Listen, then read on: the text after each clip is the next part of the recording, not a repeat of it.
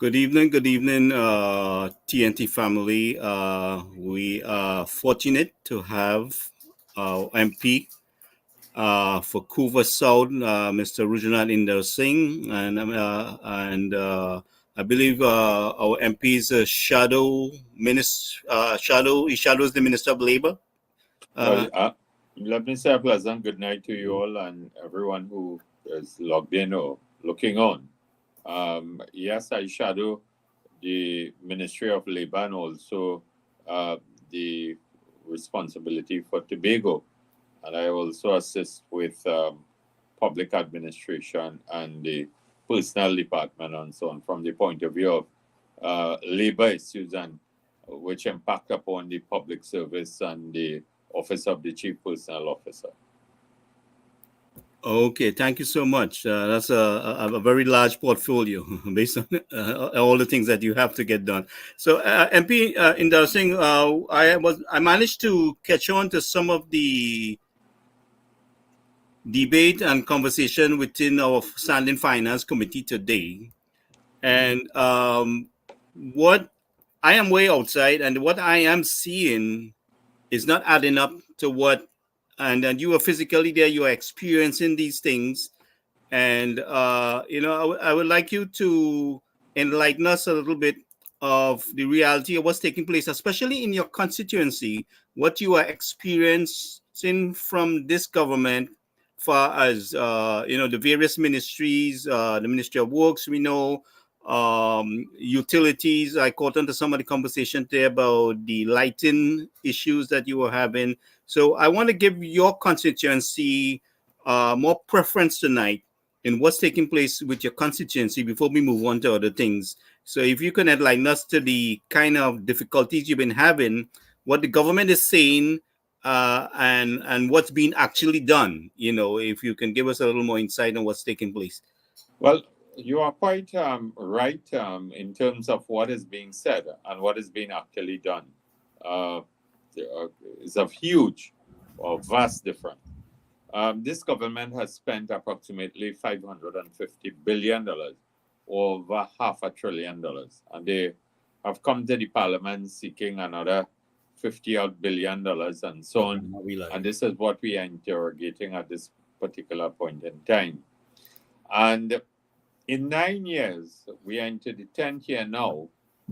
I have been writing line ministers as it relates to what is near and dear to people is that the roads, whether they get a good water supply, whether the street lights are functioning, whether the whole question of recreation grounds, what type of amenities are available in the context of these pavilions, whether the toilet facilities, whether they have an electrical supply.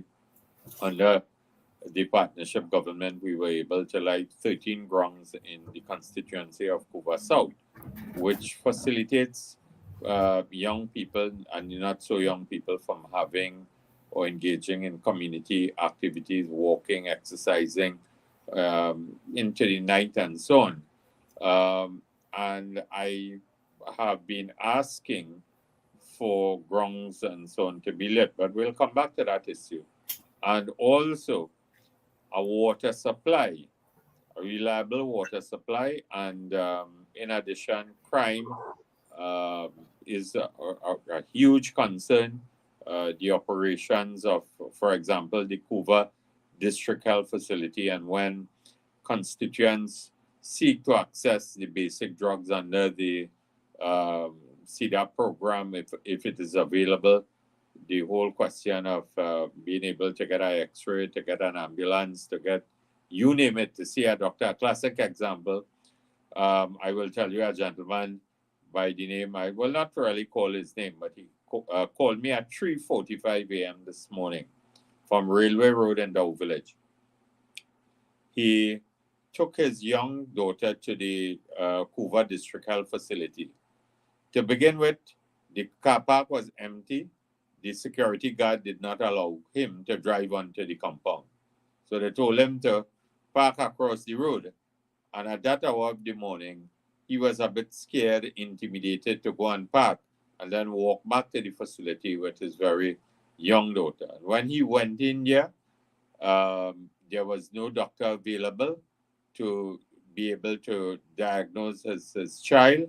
He waited until about 6 o'clock, hoping that a doctor will turn up, and he left. And this morning, we had a conversation around minutes to 7, and he told me, MB, I am taking my daughter to a private doctor.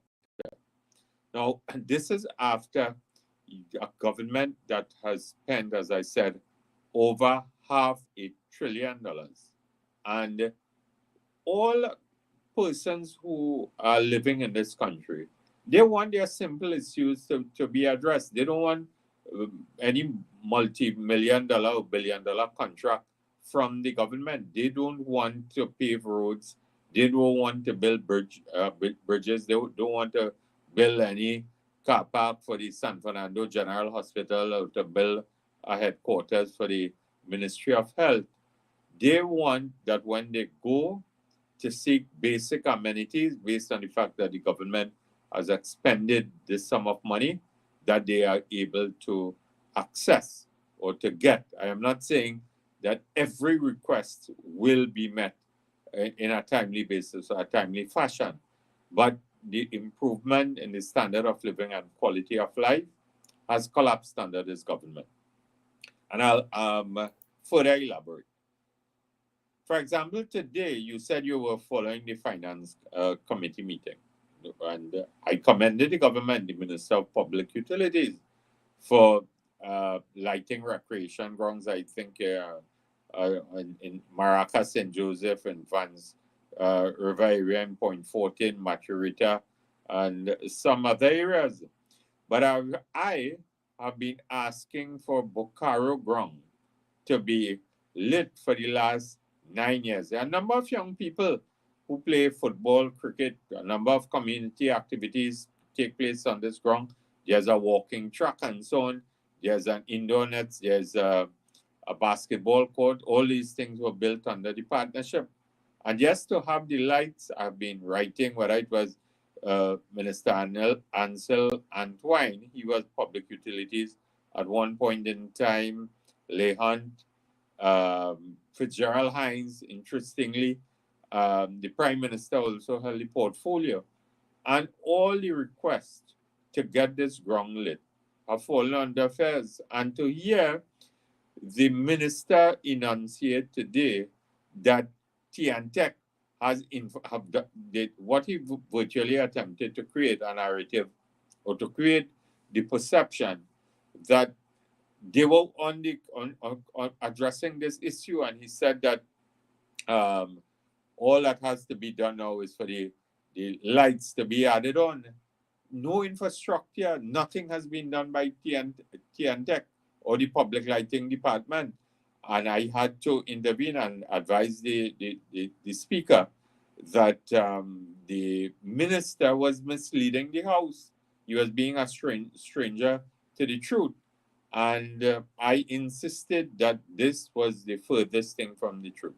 So that is one glaring example. 9+ years, I am happy for grounds that are lit in constituencies that are controlled by the government.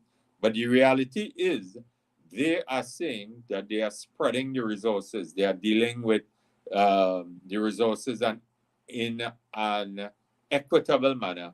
But clearly, from the point of view of lighting of grounds and street lights and so on, Couva South is the last thing on the agenda of this government from the point of view of prioritizing or allocating.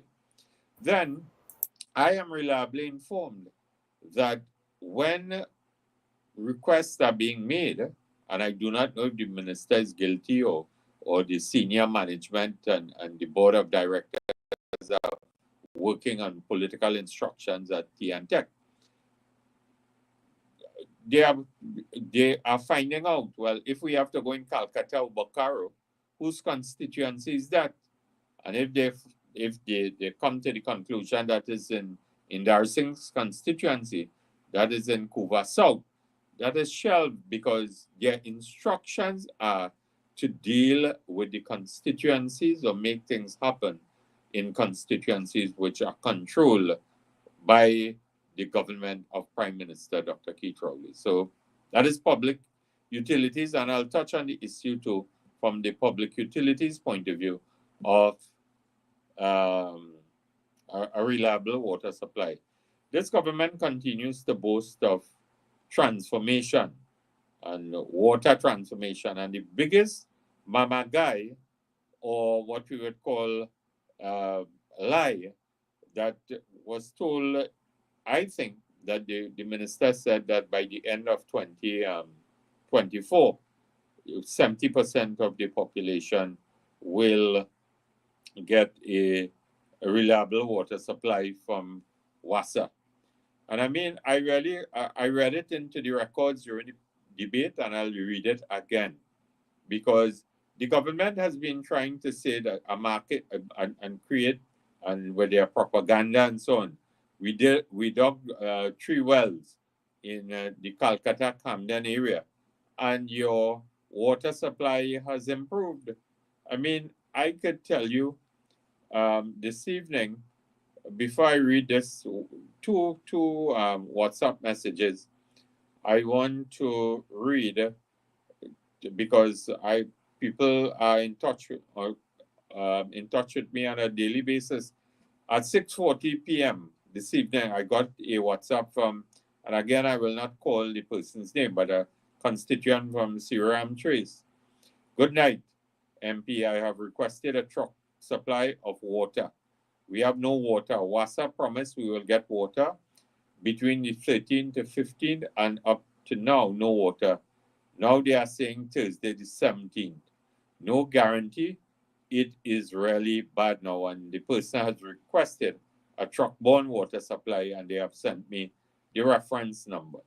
Then from Nathaniel Trace in Calcutta, again, no water, and they indicated to me that they have been waiting on water for more than 7 days. Then from number 76 Mission Road, Freeport, again, and from number 233 Calcutta Road, number 1, McBean Village, Couva, and then over the weekend, just to highlight, from Parry Road, McBean and Couva, Calcutta, number 3, from Nadira Gardens. The gentleman said that since Friday last, we got some water. The pressure was very low, and now no water until between the 13th to the 15th in our tank, in our area, and my tanks are almost empty. And I will deal with the two WhatsApp messages that are very important in relation to which points the issue or clarifies the issue, puts it in a clearer context.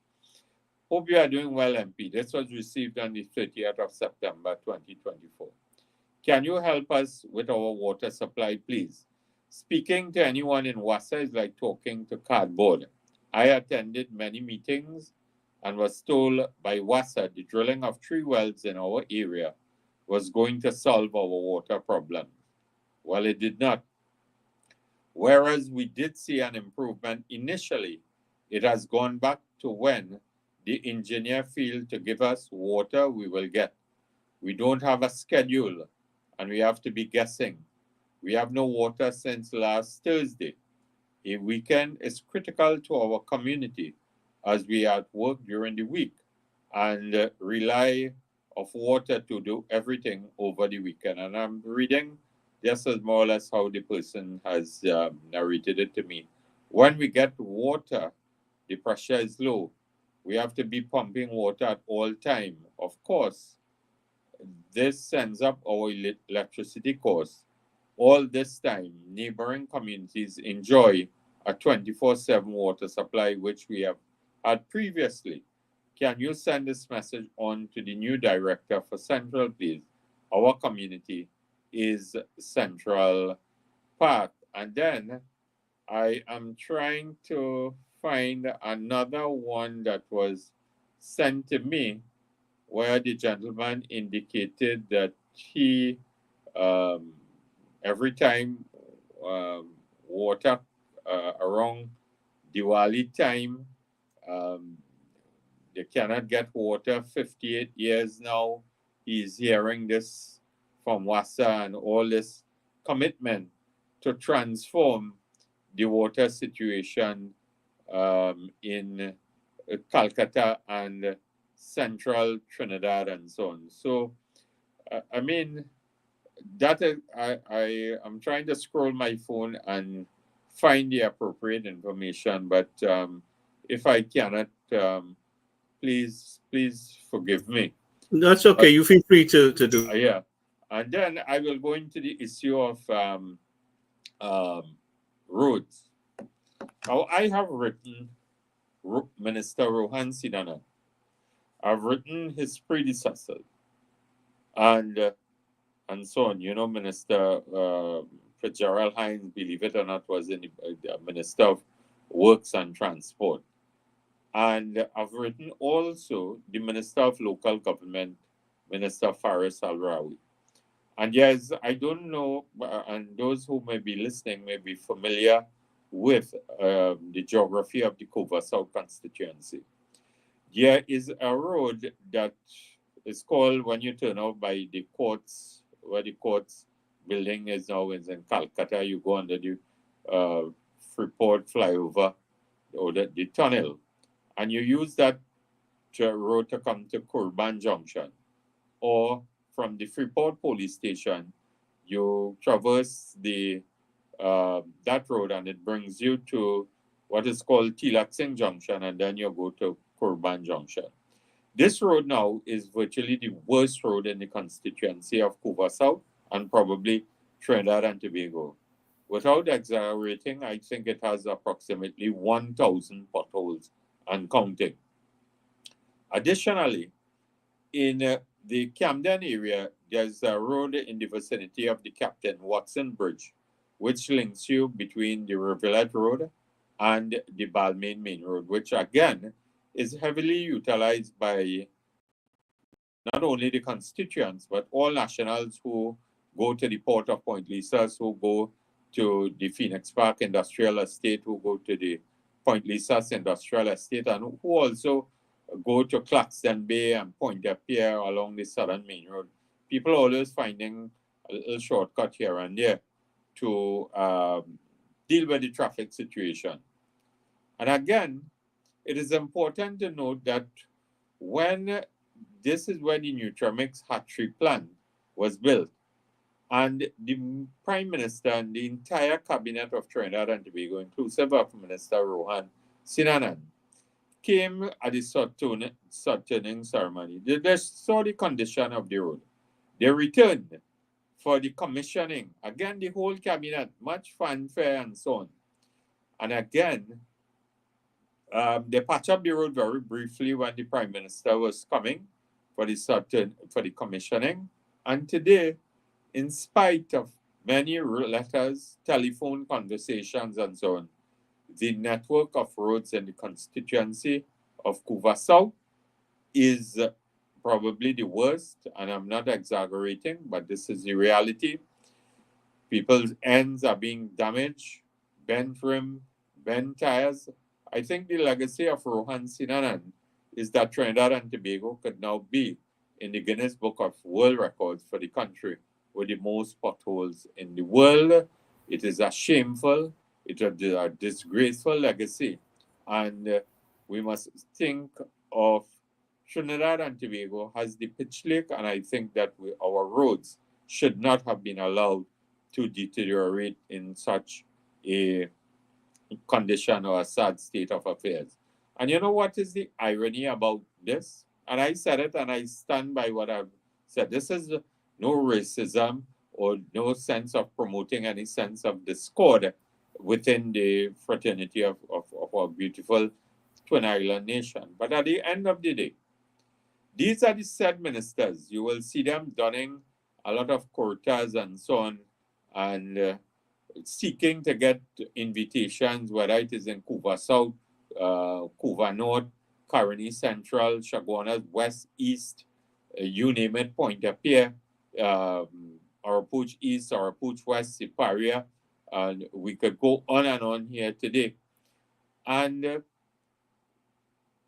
I hope that the persons, I am being told a lot of money is floating around in terms of who getting to speak where and invitations being issued and so on.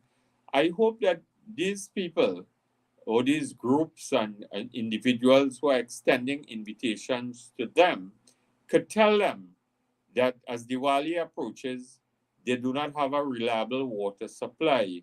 And I have been bombarded with such situations when Eid, when Christmas, you name it. So it's not only for Eid, for Diwali, I'm advocating, but this is the reality. Uh, Minister of Energy and Energy Affairs, when he was acting as the Prime Minister of Trinidad and Tobago, he made his way to a temple in Monroe Road. I have no problem with people attending or inviting, but also the acting prime minister said that when he went during the Ganesh Utsav period, he got a request to have security the next night at the said mandir because they were having an all-night vigil or jagran to ensure the next day that the Murti, the Ganesh Murti, was taken to the Manzanilla Beach, I think, for the submerging of the Visarjan. And the acting Prime Minister, Stuart Young, said he acted without any fear of time wasting because security was of the essence. Water is of the essence. Street lights is of the essence in a time of high crime and so on, because there are a number of dark spots and dark areas and dark streets throughout the length and breadth of where criminals are taking advantage in terms of pursuing home invasions and so on. And I hope that the groups and the individuals and so on will have the necessary strength to channel their energies to tell these ministers their communities don't get water. Their communities are under attack because of home invasion. Their communities have bad roads and they are not being treated equally in the way that these issues are being addressed within the constituencies that are controlled by the government of Dr. Keith Rowley. I am saying it as I see it, and in spite of what they might tell you, the Minister of Works and Transport, Minister Sinanan, again promised to desill the Couva Main Road from the Isaac Junction to Savanetta Junction every time you have 10 minutes of rain. That is drizzling now in Couva. The entire Couva Main Road floods, and the desilting of the main road underground drainage system falls under the Ministry of Works and Transport. It doesn't fall under the Couva Tabaki Talparo Regional Corporation, and the Couva Corporation does not have a gully sucker to engage in this exercise. So for me, it is saying one thing and saying that we will address your issue with it in time in fiscal 2025. In 9 years, it has not happened, and I'm not going to lift the expectations of the constituents of Couva South to say that it will happen within the next couple of months. But I will continue to advocate. I will continue to communicate with my constituents, and whatever form of action that they think that may continue to highlight or further bring their issues to the attention of the government of Trinidad and Tobago, I will certainly stand by them, and I am prepared to confront the government of Trinidad and Tobago. Another issue. Last night, I attended the Dow Village Ramlila culture in Dow Village, which is in the constituency again. Again, you have to ask the question, why? $550 million, no funding for the Dow Village Ramlila and Cultural Organization. After 9 years, we cannot get it right in terms of a timely release. The request is before the line minister. Why does that the Hindu, the East Indian community, they have to come across as groveling and begging and pleading and so on.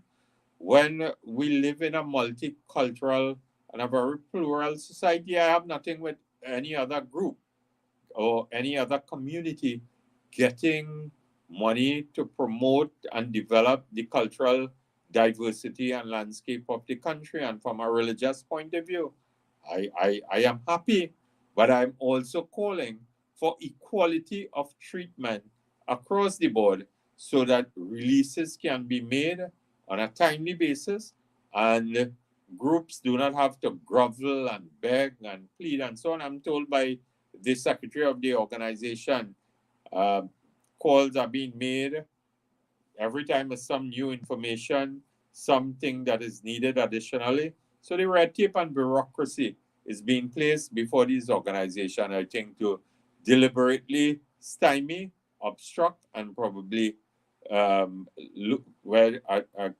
they will lose hope and they will give up in terms of continuing to lobby for funding.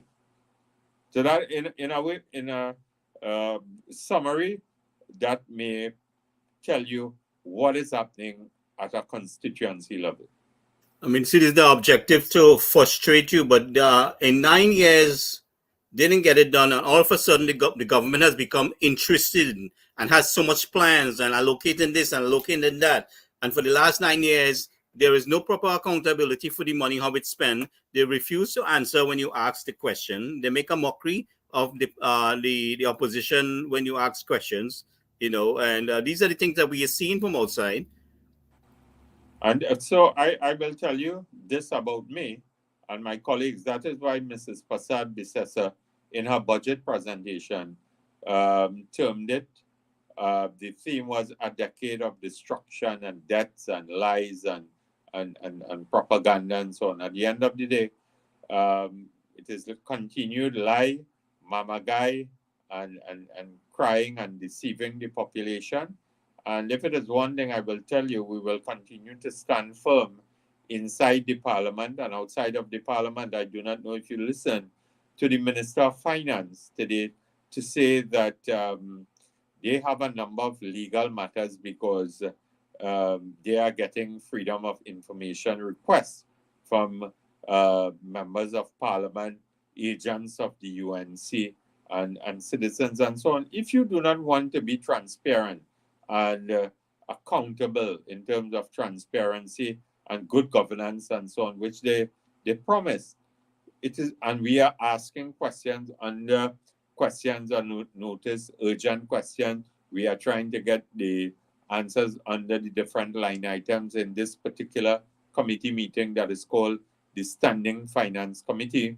We will continue to confront the government inside and outside of the parliament in a very law-abiding and a very responsible way. And Minister Imbert seems to be infuriated, and the Prime Minister and members of the cabinet, they seem to be infuriated when they get freedom of information requests from citizens of the country. This is a law that exists under the Constitution of Trinidad and Tobago. This is not anything illegal. We are not breaking the law. And this is the way that we are acting in a very responsible manner as the opposition. And I want to tell you that we will not collapse. We will not wither away in spite of their obstacles and so on. And they cannot make a mockery of us. We are strong, we are resilient, and we are focused in terms of what we have to do in the Parliament of Trinidad and Tobago. But freedom of information should be a natural process. It should not be a high court matter. You know what I mean? In sense, far as I see it. But they seem to have a lot to hide, and they seem to be under duress by that request. And that is what we've clearly seen. I mean, they give it away themselves, open wide. What's going on there. I also have Trini to the bone with me and Adina. And Adina, feel free to jump in anytime you wish to ask a question. Good evening, MP. Good evening, Good Gary evening. and Trini. Um, I was listening to your contribution and I hear what you are speaking about, in terms of UNC controlled areas versus PNM controlled area. May I ask that given this is an election year, will their focus be on PNM controlled areas or really the marginal seats that they're hoping to regain in the upcoming elections? Also, when it comes to water and so forth, even in the north area, we have been having lots and lots of problems getting access, getting a constant and consistent supply of water and reliable one at that. We are actually having water 3 times maximum a week, and if water if it rains heavily, the excuse is that the rivers are flooded out and the pumps will get damaged, so they have to turn off the water. During the dry season, there is no water. So whether it's dry season or rainy season, it's the same excuse. They have no water. And I'm trying to understand that phenomenon, given the fact that we had a pretty high level of rainfall this year, and why are the dams and Wassa dams and so forth, they're still saying it's less than 40% or 42% or whatever percent they're calling. So if I could get a bit of contribution on that, I would appreciate it very much. Well, I mean, the reality is WASA has collapsed under the government of Dr. Rowley. And that is why I said a couple moments ago, the biggest mama guy I thought I heard in this budget presentation was by the Minister of Public Utilities when he indicated by the end of 2024 that 70% of the population will enjoy a reliable water supply. If it does not mean achieved in 9 years, I don't expect it in a couple months before the general elections. That is a statement of pure propaganda. Dr. Rowley, as the Prime Minister, must take the ultimate responsibility for the collapse of WASA and the most inefficient supply of water that citizens have experienced, I think, since 1962, because I'm sure that you may agree with me that between 2010 to 2015, and I will use my constituency, Couva South, as a yardstick, Calcutta number 1, 2, 3, McBean, Bokaro, Balmain, Central Park, Dow Village, Old and New Settlement, California, Windsor Park, Basta Hall, Phoenix Park, and so on. Milton, they all had a reliable water supply. I never had to have people WhatsApping and calling and being frustrated with their water supply. And it is mind-boggling that rain continues to fall, and every time the whole of Trinidad being flooded out now. Whether it is Maraval, whether it's Port of Spain, whether it's South Key, Ryson Road, Fairways, Aruca, St. Augustine, wherever it is raining now, whenever rain falls, Trinidad is flooded. But for some reason, the reservoirs cannot be flooded out, and their water levels or the water table cannot be increased, and the beneficiary cannot be the ordinary citizens of the country. We were also told that recently they commissioned a $29 million facility at Wassel head office in St. Joseph to monitor and to track areas where citizens were not getting water, and that would guide them to deal with the inefficient and unreliable water supply. That for me is somebody benefited with $29 million contract, and that was an exercise in public relations and pure propaganda. As it relates to the whole question of whether resources will be distributed in a very responsible and equitable manner across the board. Again, I said it earlier, district engineers within the Ministry of Works and Transport have said to me that they are free to speak out and advocate for remedial road rehabilitation, or what we call mobile patching, pothole patching, to take place in constituencies under the purview or control of the UNC party. When they advocate at a higher level, they tell them that is Indarsingh constituency, or that is Mrs. Prasad Bisesa, that is Munilal's constituency, Tangku, Padarat, Mohit, Amin, and so on. David Lee, they will not, Anal Ram, they will not say their instructions are to ensure that the residents or the constituents become frustrated with them, so that they will lose confidence in the UNC and they will channel their resources into supporting the PNM and in the marginal constituencies. So whatever they may tell you, that they are government for all, that they are interested in ensuring that the resources are spread in an equitable manner. And that has been the mantra in this finance committee meeting. And also you will hear about, well, we saved. And it is not a question of saving, Their incompetence, their inability to execute and implement leads to inability to spend. So you will hear the narrative that we saved, we bought in within budget and so on. But if you look and drill down and you ask, is a lack of implementation and a lack of delivery accounts for the inability to spend the money that has been allocated to. So incompetence, lack of delivery, and also coupled with numerous allegations of corruption and so on, because the first report that was compiled by the Office of Procurement Regulator has come to the conclusion that over $5 billion were not in keeping in terms of contracts that were awarded, were not in keeping with the rules of engagement, if I should use that phrase, under the Procurement Act and procurement regulations and so on. Additionally, the Auditor General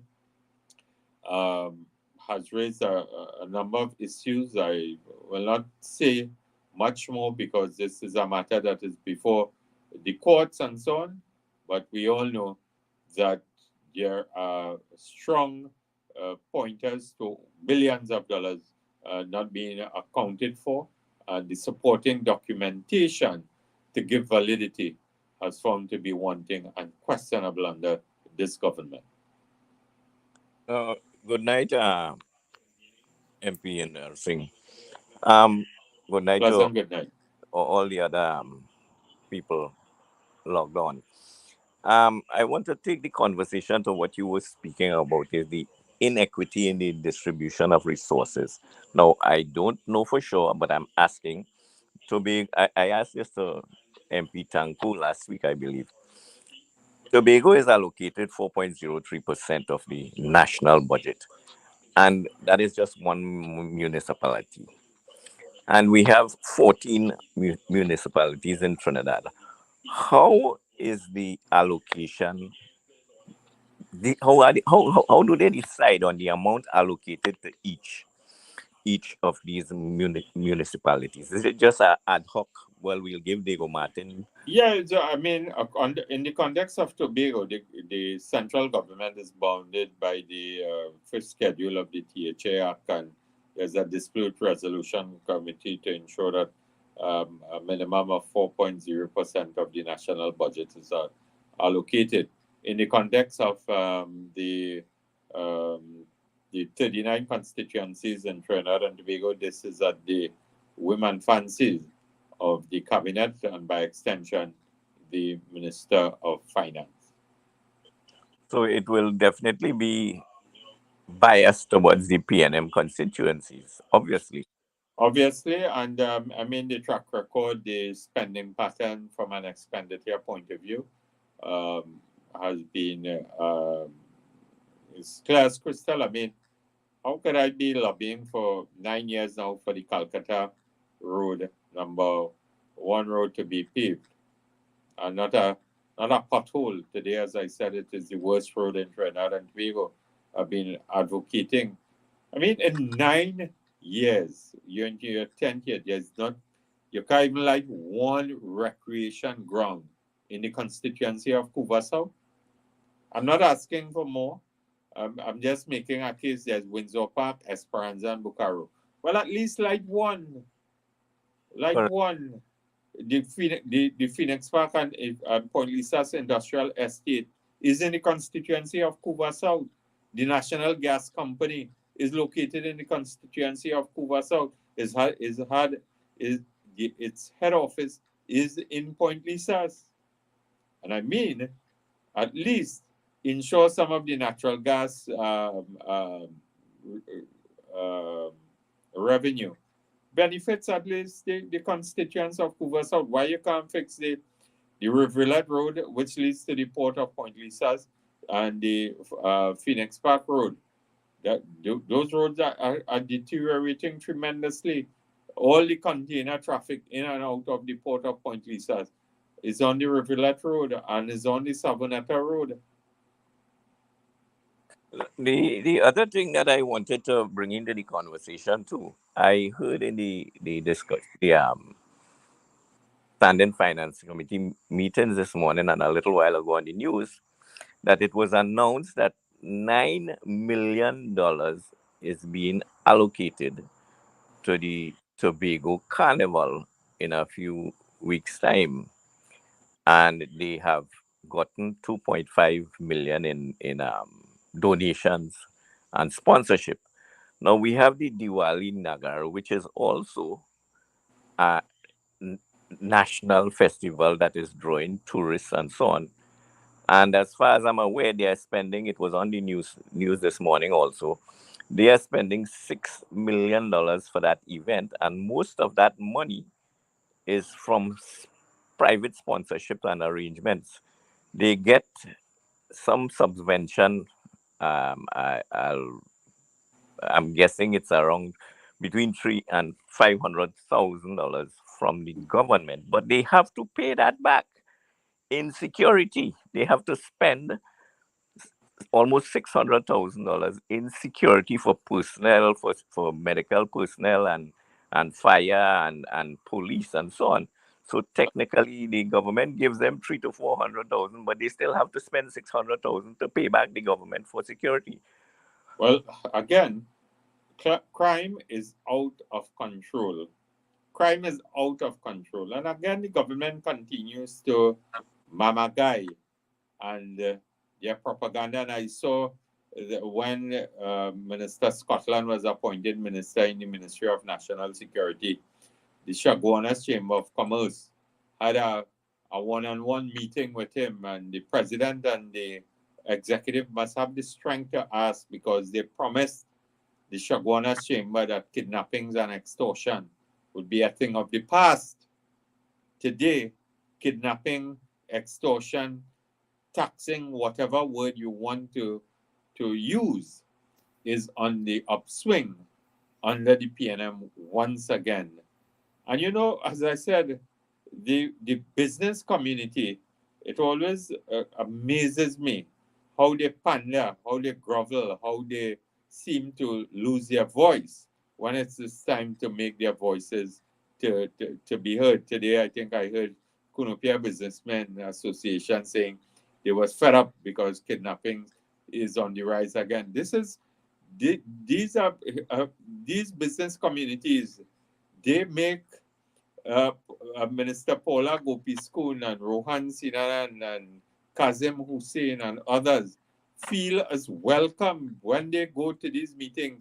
You could swear nothing is affecting their businesses in terms of what they have to put out to deal with crime and the additional security to move goods and services and employees and their revenue streams and so on. The Diwali Nagar organizers, you know why they have to pay $600,000 for fees for police? Because if they don't have police, well, I mean, it's not you're not guaranteed that you will not lose your car. Walking back to your vehicle, you will not be guaranteed that you and your members of your family may not be robbed.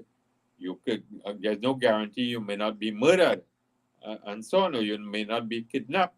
And that is the reality of what crime has done to the citizenry of Trinidad and Tobago. And well, I continue to advocate and say that in terms of um, religious festivals, observances, issues of culture, there must be timely releases, and people must not have to grovel and beg and plead and curse to get. And sometimes I feel that groups have lost their independence, their sense of objectivity, their resilience, and their strength to speak out and make their voices heard in the public in relation to how they are being treated by this government. Now, coming back to national security, Minister Imbert announced today too that he is going to get $78 million have been allocated for scanners for the Port of Spain ports and some mobile scanners and so on. Now, last year in the budget, in the 2023-2024 budget, he said 90 million will be allocated for 4 scanners for the ports and 16 handheld devices to check that. That's like those little things that they use to scan your body. Mobile scanners. Right. And that was $90 million last year. And this year he is saying it is costing $78 million, and it's like 5 of them. One will be mobile, one will be a van scanner, and I believe 2 will be fixed scanners for the port. Now, I have done some research and I have tried to look for the most expensive port scanners that you can find, and I've gotten 2 of them costing 1.9 million US dollars, which is, let's say, 2 million. That is 14 million TT dollars. If you have to buy 4 of them, that'll be 70 million TT dollars. And he is spending 78 million, and he's buying some cheaper scanners, some simpler scanners than the ones I checked.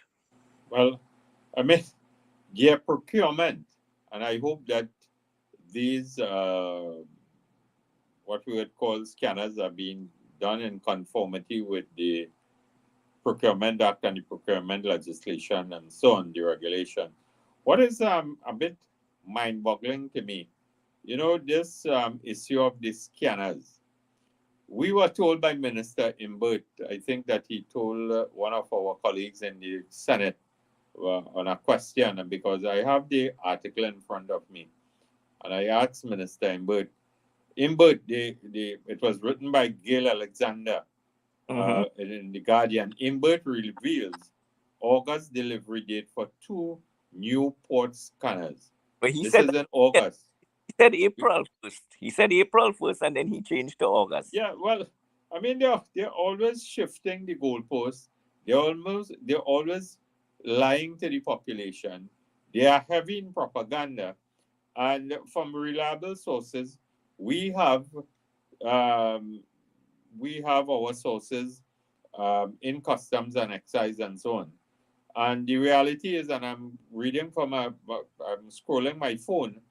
A fixed scanner only exists at Port of Spain. 1 fixed scanner is only working, and there's none at Point Lisa. So the reality is that scanner containers are leaving the port without being scanned and being properly examined. And probably this is playing a major role as it relates to the proliferation of arms and ammunition and drugs into Trinidad and Tobago. But I have a question here. How is scan is going to help us when you leave the entire border, the perimeter of the border, wide open? And there are no boats, 1 boat functioning right now. And I mean, this was admitted in a press conference also recently by the head of the Chief of Defense Staff and Correct. the holders of the law enforcement agencies in the country, the leaders in the national security apparatus or network. It is mind boggling that the minister who has that responsibility is still in office. He has not been dismissed by the prime minister. So the prime minister accepts failure, he accepts mediocrity, he accepts what I mean, I'm trying to find the appropriate word. The national security apparatus has collapsed too. We do not know who really is in charge at the Strategic Services Agency. We do not know because we were told that the former head had to be dismissed because there was a organization, a cult, a church group that was on the verge of overthrowing the government, acting along the lines of treason. Up till today, no one has been charged, no one has been held accountable. Again, public relation, propaganda, and so on. And we do not know because the Strategic Services Agency, their intelligence and so on should have been utilized, their intelligence gathering, to know who are the kidnappers, who are the gang members, where the drugs coming from, where the assault rifles and all the things that is causing chaos and mayhem and murders and blood letting on the streets of Trinidad and Tobago. And then we have a very serious crisis in this country in relation to domestic violence and how men are dealing with family issues and challenges in relation to meeting and treating with their wives and children and so on in this country. So there's a great sense of hopelessness under Dr. Rowley and his line ministers. As you mentioned, the SSA. I remember a question was asked when they had the GSC meetings with the prisons, the people in prisons, and a question was asked about what are the security arrangements in terms of scanners and jammers for prisons to prevent cell phone calls leaving prisons and so on. And the answer from the prison official, the head of the prisons, was that that was handled by SSA. So now that we don't have SSA, how is that being managed? Well, again, I mean, I could remember former Attorney General Faris Alrawi boasting and parroting in the parliament that the scanners and jammers will become fully functional. We will deal with all calls that are emanating out of the prison walls and so on, behind the prison walls. Today, that is the furthest thing from the truth. And again, it is propaganda, it is lie, it is mamagai, and it is cry from this government with no political will to implement, no political will of delivery and following through. And we must never forget this is the same gentleman who told the parliament that the government know how many gangs are existing. They know the names and addresses of every gang member in Trinidad and Tobago. How many gangs have been dismantled? Yeah, correct. They said they needed the gang legislation in order to go and They arrest. needed that. They needed the interception of communication. They needed the Bail Amendment Act. All these things that the UNC have supported them in terms of legislation and crime fighting, but it has not brought any tangible results. What I see we need is the the management of our security service, whether it's the police, the military, the Coast Guard. There's something seriously wrong with the operational management of that. And no matter what legislation you bring into the parliament, if we don't fix that administrative level of things, where I think the police is poorly supervised, I think the Coast Guard is poorly supervised, And we also know that they are poorly facilitated with resources, and whether it's the diesel or the maintenance of the equipment. But by its structure itself, from far as I see, is that these agencies has been poorly managed and supervised, and people are left to do as they want for a very long period of time. There's been a culture of this, and this is something we need to fix with immediate effect. Go ahead, Trini. Yeah. Well, Gary, may I step in? Yeah. Go ahead. I wanted to remind us that we had a situation with the Paria divers where the Coast Guard was very equipped to come and stop families from saving the divers who were trapped. Where did they get up to now? No commission of inquiry exposed where that instruction came from, where the code red to put a gun to those families came from. Well, We had if you remember, I want to point out three things where they're operating very effectively, right? We had a police service with some senior person heading off to Barbados to get Brent Thomas and to illegally abduct him, right? We have a situation with Christmas lists going after him. The point I am trying to make is all these agencies that we are talking about, that is security agencies that are not doing their jobs, how come in those very clear specific circumstances they went beyond the call of duty to even cross over into what is now considered an illegal act when it came to the matter of Brent Thomas? It is more in the motor to the average citizen looking on now. There's a lot more in the motor than the pestle.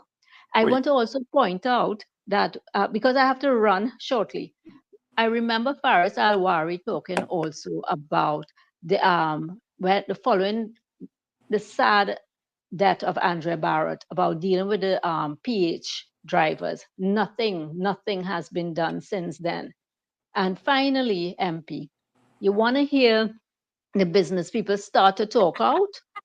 Well, second to last, you want to hear the business people start to talk of, put a non-PNM government or a UNC government in office. You'll see how quick they will find their voices. And can we, when the UNC gets into office, please pursue that matter of discriminatory practice on the part of the PNM when it comes to part of our people and part of our population not living in certain areas. There must be some sort of legal recourse that's available because it's against the Constitution. I trust that we could find some method to go after them, that any future government that comes into power will really attend to the fairness in terms of the distribution of the resources.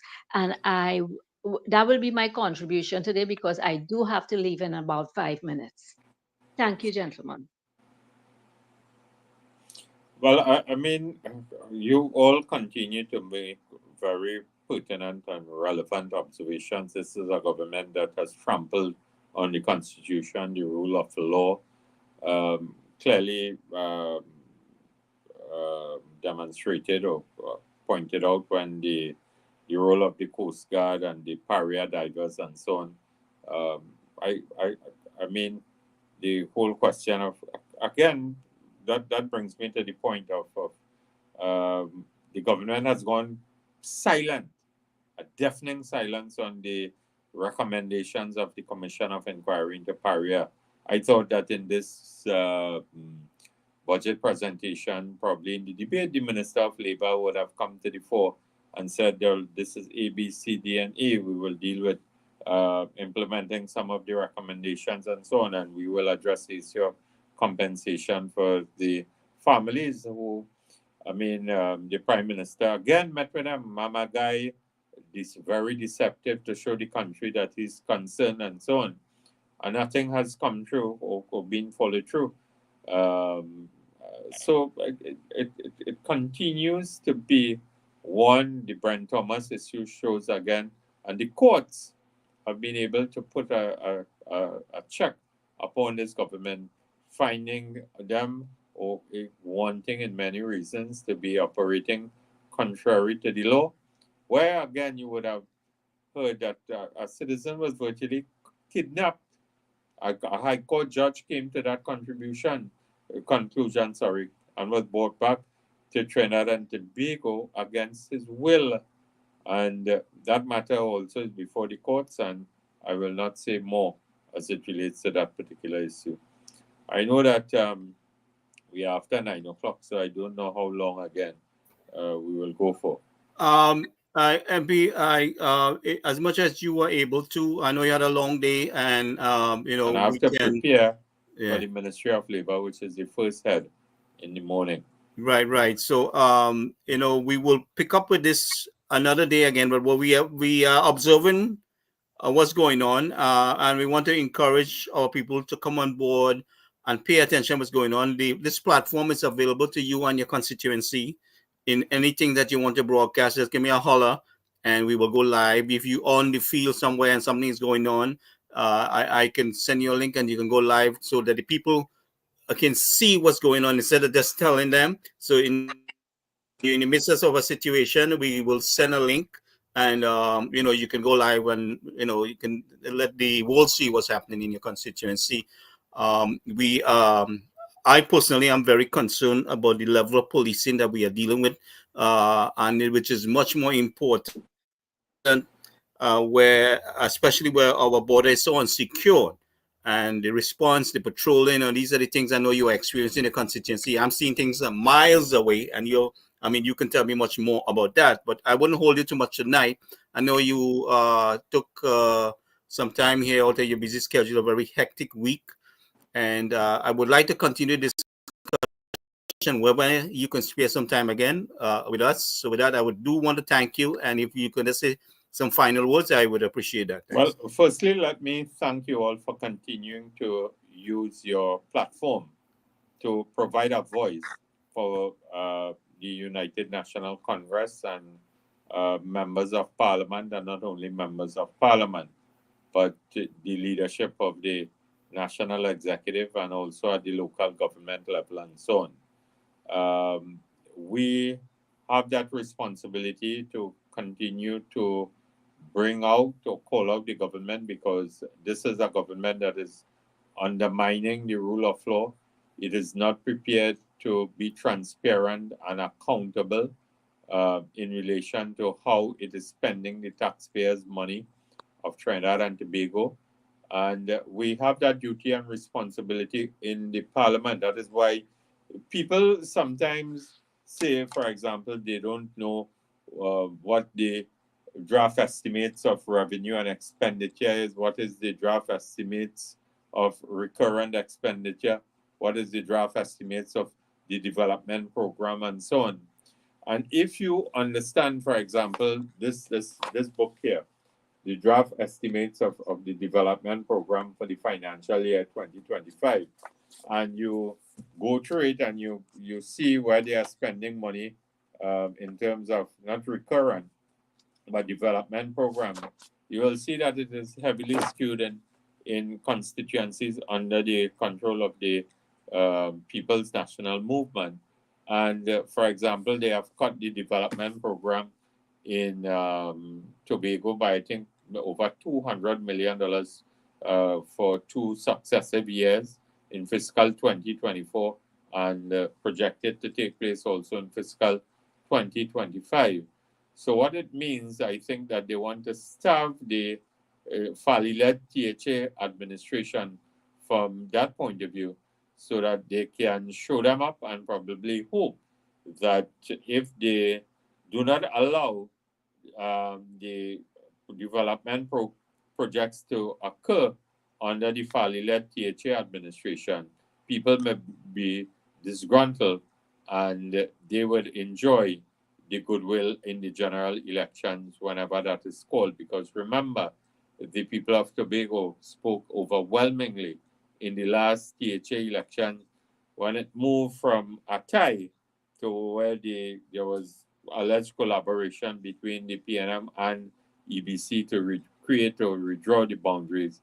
And it was a comprehensive defeat for the PNM at the last THA election. So, as I said, this is something I will continue, this platform I will continue to utilize in raising issues in the constituency of Couva South and also on behalf of the United National Congress in the context of wanting a better Trinidad and Tobago for all the people of our beloved Twin Island Republic. Thank you very much, Thank MP, you very for much, taking MP. that time. Thank Trini, you you very had something much. to say? Go ahead, Trini. No, thank you very much, MP. I wanted to stress that same point. Some of the people in PNM constituencies, the grassroots people, they're suffering just as the other people in the UNC constituencies because the PNM has never been, they only pander to these people around election time and Time. Mamagay and They are party about big business. They correct. have destroyed, they have decimated the middle class and working class in this country. The UNC was born out of the ULF. The ULF was born out of Bloody Tuesday, that great march, that demonstration against the PNM that saw thousands of oil workers and sugar workers, bus workers, public servants, and so on. And the UNC has always stood in the defense of the working class, the middle class, the labor movement, and it is clearly demonstrated that Dr. Rowley and his entire cabinet wants to decimate the role of unions in the workplace, the collective bargaining process, and the labor movement. Excellent. Thank you, sir. Thank you very Thank you. much. So this channel is available to you, whether it's something cultural or anything that's going on in your constituency, and within a few minutes I can put you live. You want to say something transpired during the day, and you want to make a statement, you just let me know, and I send you a link, and you go live right away. So MP Indarsingh, thank you very much. I greatly appreciate you taking the time to join us here, and we will see you as soon as you can come back. Thank you. Thank you very much. And feel free to, if you think and you see, because you all monitor, I don't want to see or come across as trying to utilize it only for myself. No. This is open to you. Okay. This is open. Okay. This is wide open to you. I mean, I'm in team communication with Rishma, and Yes, my and office manager, Reshma Maharaj, is always on the ball, and she's always relaying whatever line of communication yeah, you have with her from time to time. We yeah, talk we do you keep in and touch. You yeah. keep in touch. So thank you very much, MP. And All like I right, said, the Gary. channel is available to you. Feel free to give me a shout out. You want to say something transpired during the day. You want to make a statement. Just let me know, and I'll send you a link. All right. Thank you very much. Have a good night, everyone.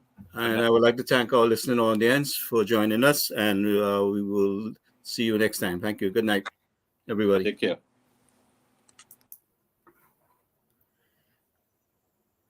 That was a good